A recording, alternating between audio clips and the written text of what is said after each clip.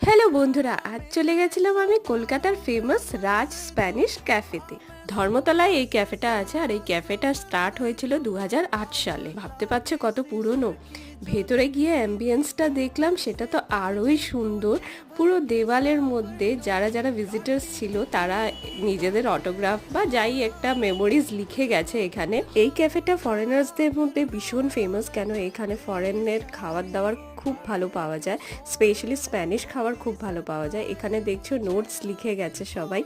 আর আমি আর বোন আজকে চলে গেছিলাম এই ক্যাফেটা এক্সপ্লোর করতে।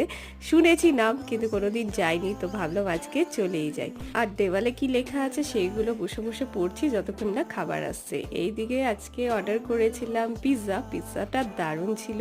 তার সাথে করেছিলাম তিরামিসু, এটাও বেশ ভালো ছিল। তারপর কিছু ফটো টটো তুলে আমরা বাড়ি চলে এলাম। তো আজকের মিনি ব্লগটা কেমন লাগলো অবশ্যই কমেন্টে জানিও।